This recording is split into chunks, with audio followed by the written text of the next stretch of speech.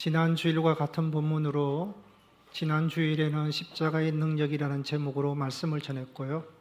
오늘은 십자가의 지혜라는 제목으로 말씀을 전하겠습니다.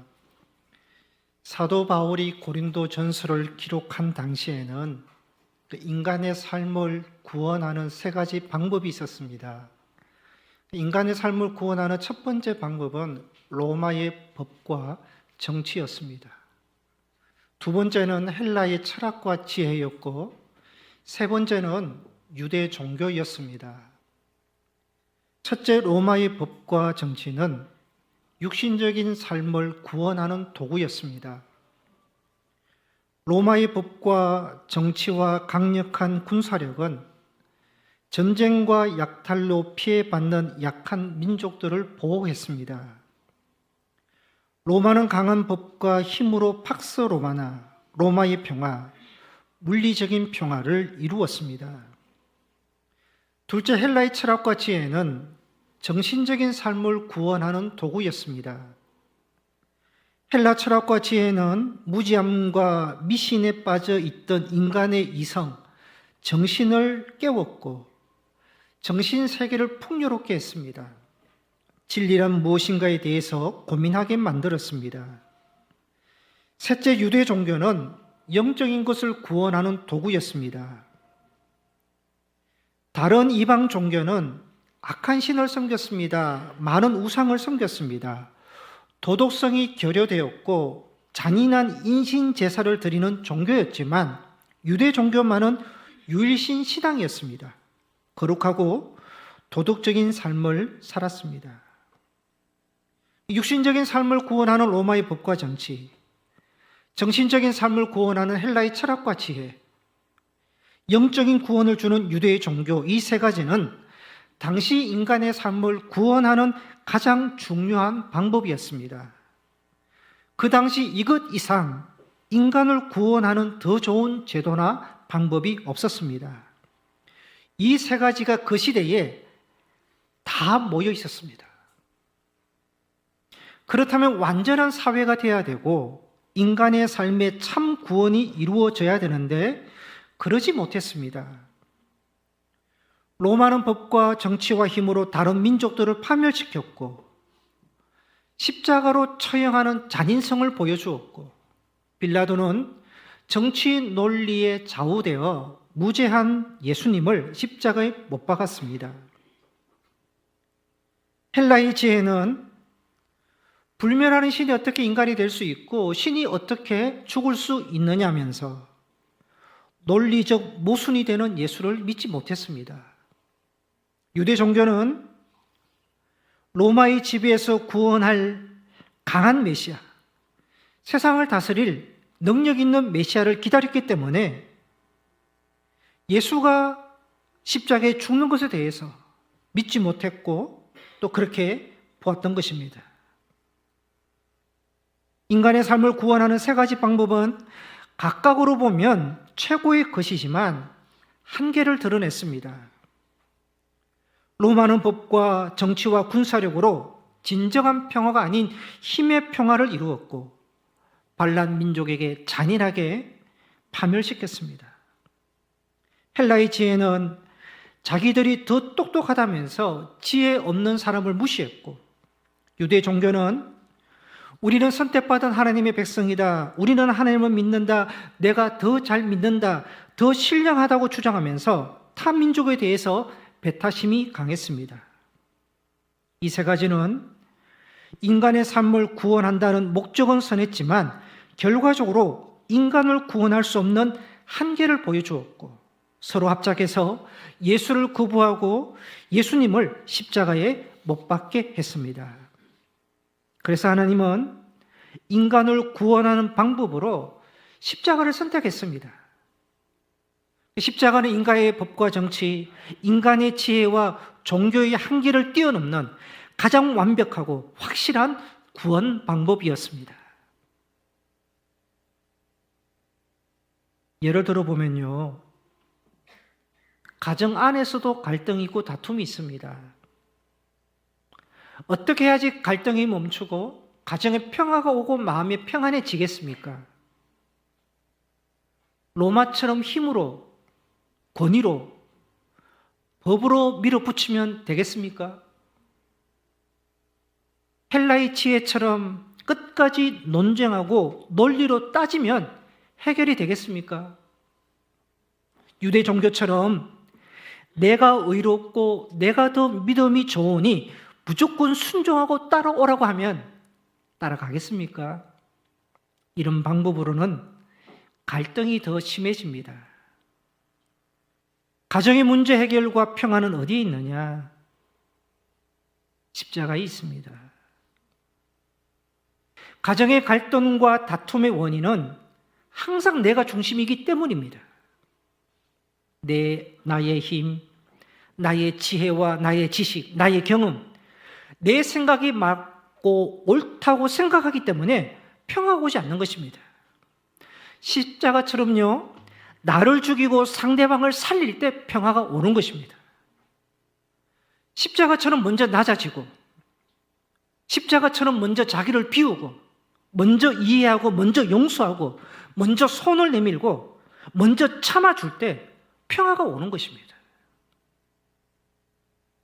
바울은 본문에서 십자가만이 구원에 이르는 유일한 길이고 유일한 능력이고 유일한 지혜임을 강조했습니다. 본문에 두 가지 지혜가 나옵니다. 20절과 21절에 세상 지혜가 나오고요. 또 21절과 24절에 하나님 지혜가 나옵니다. 바울은 이 두 가지 지혜를 대조해서 설명을 했습니다. 세상 지혜는 뭐냐? 세상 사람들, 불신자들이 추구하는 지혜입니다. 세상은요, 세상 지혜 가지고 구원에 이룰 수 있다고 생각합니다. 세상 지혜로 생명을 얻고 행복도 만들 수 있고 영원한 가치도 얻을 수 있다고 생각을 합니다. 그래서 그들은요, 로마의 법과 정치, 헬라의 철학과 지혜, 유대 종교의 의가 인간을 구원할 수 있다고 생각했습니다.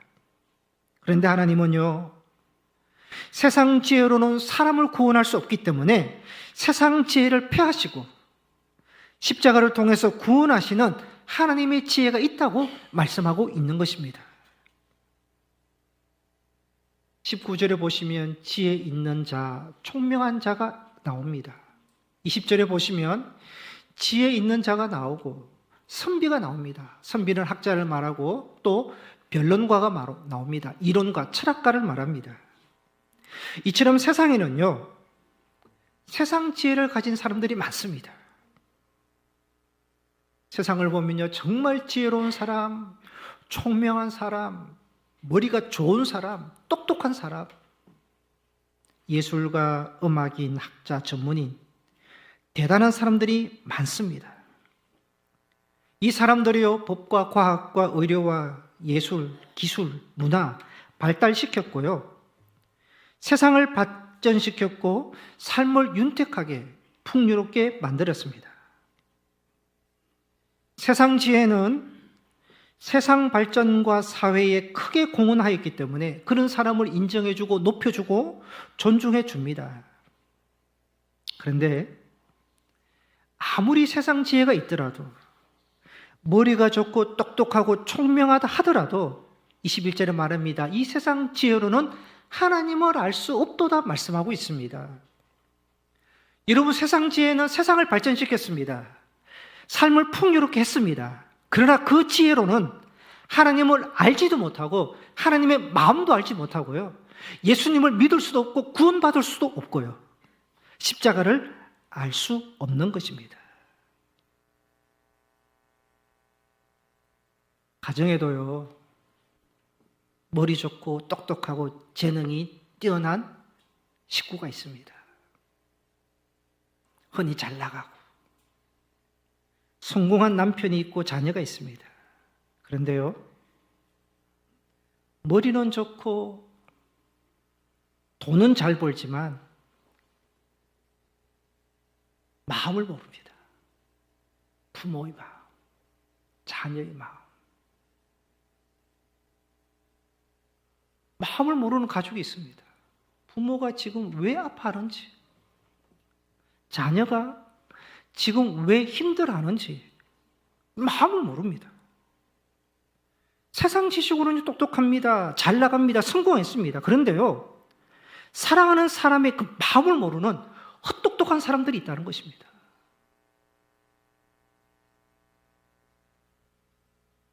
똑똑이와 똘똘이가 있었습니다. 똑똑이는 학교에서 항상 1등만 하는 머리가 명석한 아이였고, 똘똘이는 동네에서 소문난 개구장이 말썽꾸러기 아이였습니다. 두 아이가 산에 올라갔는데 호랑이를 만났습니다. 똑똑이는 호랑이를 보는 순간 똑똑한 머리로 계산합니다. 호랑이가 250m 밖에 있다. 시속 50km 달려오면 17.88초에 다가온다. 그 다음에 우리는 죽는다. 두려움과 공포가 밀려옵니다. 이 말을 들은 똘똘이는 운동화 끈을 풀고 다시 꼭 메고 있습니다. 똑똑이가 이 멍청한 놈아, 네가 뛰어봤자지 어떻게 호랑이보다 빠르게 뛸 수 있다고 운동화 끈을 조여 매느냐? 똘똘이가 씩 웃으면서 나는 너보다 빨리 뛰기만 하면 돼.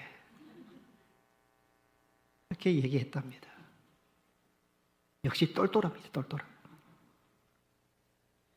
여러분, 세상적으로 지혜롭고 똑똑하고 성공한 것처럼 보이지만 인간의 본질에 대해서는요, 무지하고 무능합니다. 죄를 사하는 문제, 죽음의 문제에 있어서는 아무것도 할 수 없는 것이 인간의 지혜고 세상의 지혜인 것입니다. 22절에 유대인들은 표적을 구하고 이방인들은 지혜를 찾는다고 말씀합니다. 유대인들이 구하는 표적과 기적으로는, 이방인들이 찾는 철학과 지혜로는요, 자기를 구원하지 못하고요, 하나님을 알지 못하고 하나님께서 어떻게 구원하시는지도 모른다는 것입니다. 이처럼 세상 지혜는 십자가를 알지 못합니다. 로마인들이 당시 십자가를 어떻게 이해했느냐? 십자가는 가장 흉악한 범죄자가 처형당하는 흉악한 십자가, 죄인의 십자가로 보았습니다. 유대인들이 보는 십자가는 신명기 21장 23절에 나무에 달린 자는 하나님께 저주를 받았음이니라. 저주받는 저주의 십자가로 유대인들은 십자가를 보았습니다. 헬라인들에게 십자가는요, 지혜와 이성으로 볼 때 저 십자가는 실패의 십자가요, 무능한 십자가, 죽음의 십자가로 보았습니다. 세상 지혜로 보니까 십자가가 너무 약한 십자가인 거예요. 그러니까 유대인들은 그리끼는 것이고 이방인들에게는 미련하고 어리석은 십자가로 보인 것입니다. 그런데요, 하나님은 세상 지혜로 보면 가장 미련하고 어리석고 약한 십자가를 죄인을 구원하는 도구로 삼으신 것입니다. 하나님의 지혜는 가장 나약한 십자가로 세상을 구원하는 능력의 십자가로 삼으신 것입니다. 이것이 하나님께서 보시는 십자가의 하나님의 능력이고 하나님의 지혜라는 것입니다. 뿐만 아니라 하나님의 지혜는 세상이 보는 가장 나약한 십자가를 가장 미련한 방법인 전도를 통해서 구원하기를 원하셨습니다. 우리 21절 말씀을 함께 다 같이 읽겠습니다. 21절입니다. 시작. 하나님의 지혜에 있어서는 이 세상이 자기 지혜로 하나님을 알지 못하므로 하나님께서 전도에 미련한 것으로 믿는 자들을 구원하시기를 기뻐하셨다. 아멘. 하나님은요, 가장 연약해 보이는 복음과 십자가를 미련한 방법, 어리석어 보이는 전도를 통해서 구원을 이루어 가셨다는 것입니다. 세상은 그렇게 하지 않습니다. 6월 3일이 지방선거입니다. 후보자마다 당의 공천을 받으려고 애쓰고 있고, 경선과 공천으로 후보자가 확정되고 공식적인 선거 운동이 시작이 되면요, 후보자들은 타 후보자들보다 돋보여야 되고 차별화시켜야 됩니다. 공약도 차별화시키고 자신이 전문가라는 이미지도 보여주어야 되고, 또 요즘은 스마트폰을 다 보니까 재미있는 영상을 제작해서 홍보하고 다양한 방법으로 유권자의 마음을 사로잡아야 됩니다. 후보자는 당선을 위해서 많은 시간, 많은 투자, 많은 홍보, 최대한 많은 조직을 동원하고 효과적으로, 효율적으로 선거 운동을 해야 합니다. 이것이 일반적인 세상 지혜입니다. 무언가 목적을 얻기 위해서는요, 지혜와 지식과 경험을 총동원해서 최대한 좋은 것들을 활용하는 것이 세상 지혜입니다. 그런데요, 하나님의 지혜는 달랐습니다. 복음과 십자가를 전하는 데 있어서 전도의 가장 미련한 방법을 택하셨다는 것입니다. 성경에 사도 바울이 전도하는 것을 보면요, 기적을 행했다든지 병자를 고쳐주는 식으로 전도하지 않았습니다. 간혹 그런 부분이 나오지만 바울의 주된 전도 방법은 말 전도였습니다. 예수 믿으세요. 예수님이 하나님의 아들입니다. 그 예수님이 우리 죄를 위해 십자가에 죽으시고 다시 부활하셨습니다. 예수 믿어야 구원받습니다. 세상 지혜로 이해할 수 없는요, 가장 단순하고 가장 미련한 전도를 사용했습니다. 그런데도요, 이 전도의 변화와 역사가 일어나는 것입니다. 지난주에 말씀을 드렸습니다. 고린도라는 도시는 부유한 도시, 또 우상도시, 쾌락 향락도시, 헬라의 철학, 이성적인 도시였습니다. 그 도시의 바울이 미련한 방법으로 복음을 전하고 십자가를 전했는데 그 고린도에 믿는 사람이 생깁니다. 그 믿는 성도 중심으로 고린도 교회가 세워졌습니다. 가장 미련한 방법으로 전도했는데 교회를 세우는 겁니다. 사도행전 2장에 보면 베드로가 설교를 합니다.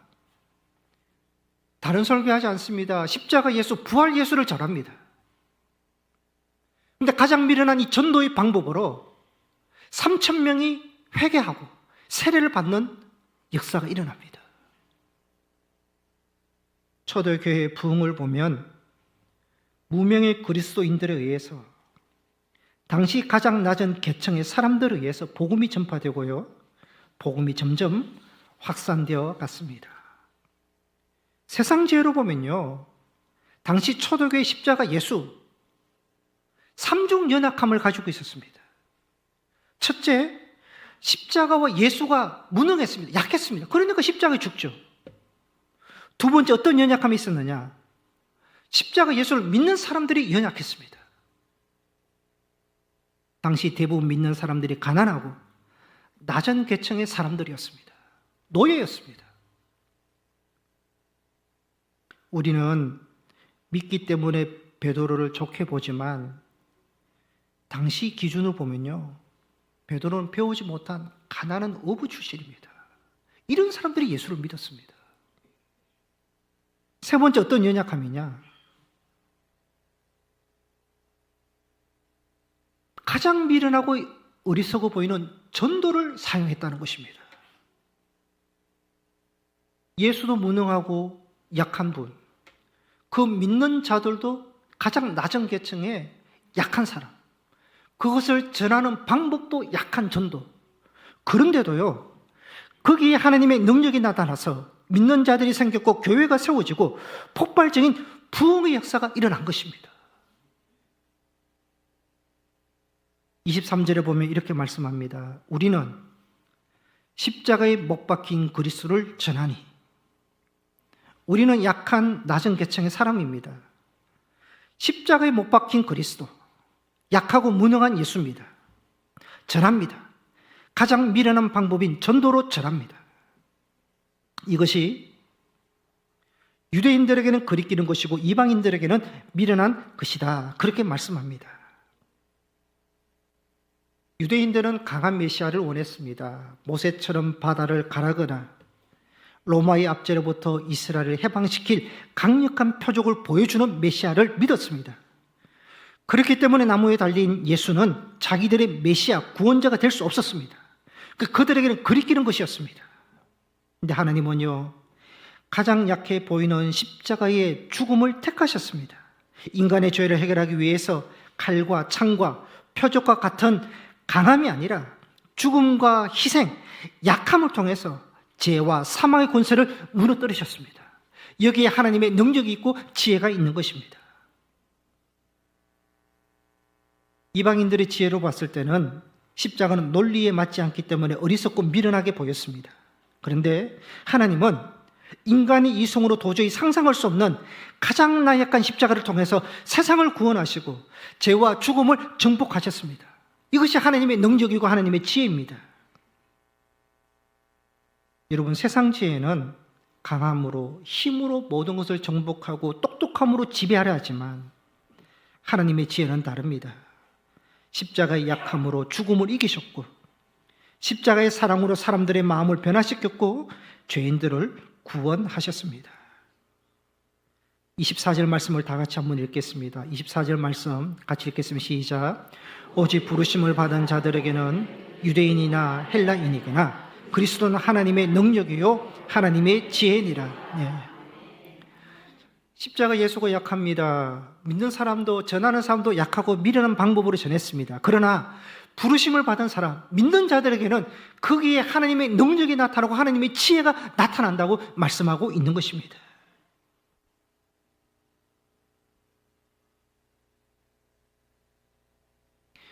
이번 주 수요일 오후에 아프리카 중남부에 있는 잠비아에서 사역하는 여선교사님을 만났습니다. 한국에 90세 넘은 친정 어머니가 별세하셔서 장례 끝난 후에 한국에 들어오셔서 어머니 유품을 정리하시고 한국에 들어온 김에 치과 치료를 받고 계셨습니다. 임시 예배처 가까이에 선교사 게스트룸이 있어서 잠시 머물고 계셨습니다. 2주 전에 우리 임시 예배초소 앞을 지나가시다가 같은 교단 중랑제일교회를 보고 반가워하셨고 교회 계단에 붙어있는 악기 교실 모집을 보셨습니다. 치과 치료를 받는 한 약 7, 8개월 동안 금반과 드럼을 배워서 잠비아에 가서 선교에 도움이 되면 좋겠다 생각하시고 외부인도 배울 수 있는지 전화로 문의하셨고 배우기로 하셨다라는 보고를 받았습니다. 그때 제 마음에는 아니 우리 교회 선교사님이 우리 교단 선교사님이 선교 사역을 위해서 드럼과 건반을 배우신다는데 어떻게 매달 10만 원 비용을 받겠는가? 선교부에 얘기해서 배우는 동안 비용을 지원하면 좋겠다 생각했고요. 교육자 회의 때 제 생각을 얘기했습니다. 이때가 고난주간 새벽 기도의 목요일이었습니다. 다음 날 고난주간 성금요일 오후에 권사회 회장님으로부터 카톡이 왔습니다. 성금요일에 권사에서 한 끼 이상 금식한 돈이 50만 원 될 것 같은데 선교사님이나 어려운 가정 도와주시면 좋겠다라는 문자를 받았습니다. 다음 날 토요일 새벽에 선교사님과 어려운 교인 누구를 도와주면 좋을지 기도 중에 선교사님이 생각이 났습니다. 여기 연결하면 좋겠다 생각을 했습니다. 선교사님은 이제 오늘 주일 오후부터 교회에 오셔서 악기를 배우시려고 하니까 그래도 같은 교단이고 이 교회 담임 목사님을 먼저 만나서 인사해야 되겠다 생각하시고 이번 수요일 오후에 저를 뵙고 싶다고 연락하셔서 만났습니다. 선교사님은 부부가 잠비아에서 25년 동안 선교 사역을 하시고 은퇴를 하셨습니다. 장남은 잠비아에서 선교하다가 독일 한인교회에 지금 목회하시고 둘째 아들이 선교사님을 이어 잠비아에서 선교 사역을 하는 선교사 집안이었습니다. 제가 선교사님께 50만 원이 마련된 그 과정을 설명하고 전달해 드렸습니다. 선교사님이 하시는 말씀이 하나님이 신묘막측하십니다.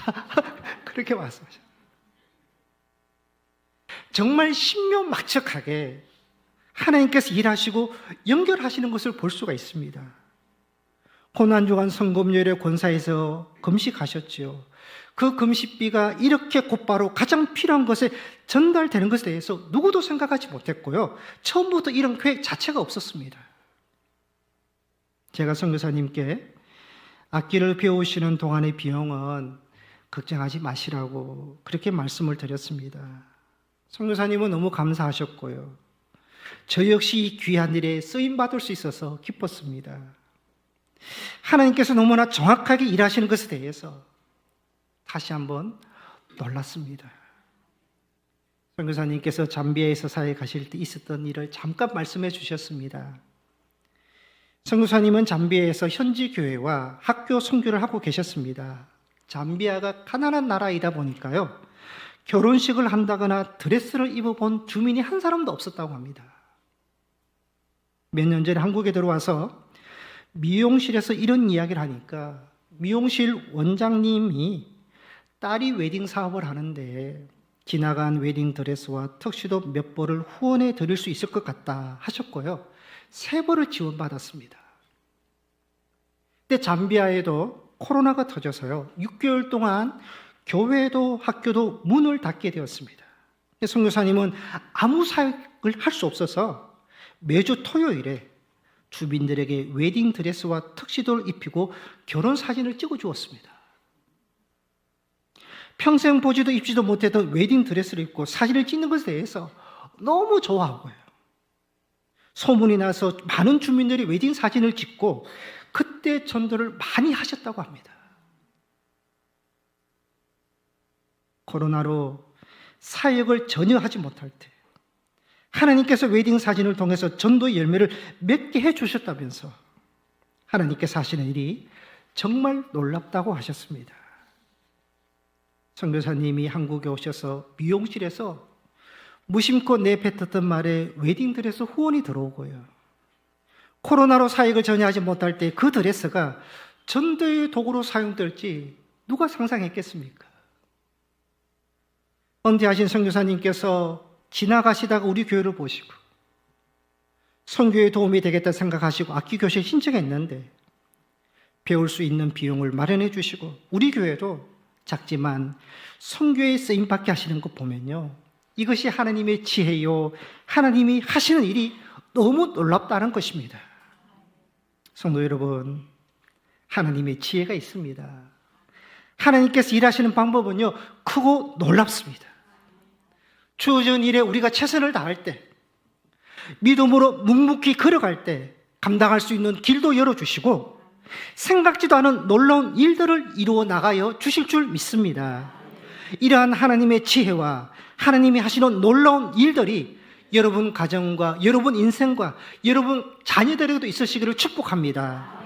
더 나아가서 하나님의 지혜와 하나님이 하시는 놀라운 일들이 우리 교회에도, 특히 새성전 건축에도 일어날 줄 믿습니다. 지난주 읽고 오늘 말씀을 정리하면요, 십자가는 하나님의 능력이고 하나님의 지혜입니다. 십자가가 왜 하나님의 능력이 되냐?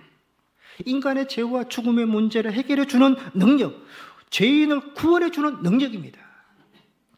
어떤 세상의 능력도 죄를 사해 주고 죄와 죽음의 문제를 정복하는, 구원해 주는 능력은 아무도 없습니다. 오직 십자가만 그렇게 할 수 있는 하나님의 능력이 있는 것입니다. 그리고 십자가는 하나님의 지혜입니다. 세상 지혜는 강함으로 약함을 누르고 높은 자가 낮은 자를 지배하지만 하나님의 지혜는 강하신 예수님이 약한 십자가를 지시고 높으신 예수님이 낮은 자를 숨기고 희생하고 죽으시는 십자는 하나님의 지혜이고 하나님의 능력입니다. 십자가만이 하나님이 누구인지 알려줍니다. 예수님이 누구인지 알려줍니다. 우리가 누구인지 알려줍니다. 가르쳐주는 하나님의 지혜입니다. 성도 여러분, 그 십자가의 능력과 지혜로 우리가 하나님의 자녀가 되었고 구원받았습니다. 십자가를 붙드시고 십자가에 붙들려서 살아가는 성도님들이 되시기를 바랍니다. 우리를 구원하신 십자가의 능력과 지혜가 우리의 삶에 계속해서 나타나시기를 소망합니다. 능력의 십자가, 지혜의 십자가 붙들고 그 십자가를 묵상하시고 그 십자가를 고백하시고 그 십자가를 사랑하시고 그 십자가를 의지하고 바라보는 성도님들이 되시기를 축복합니다. 기도하시겠습니다.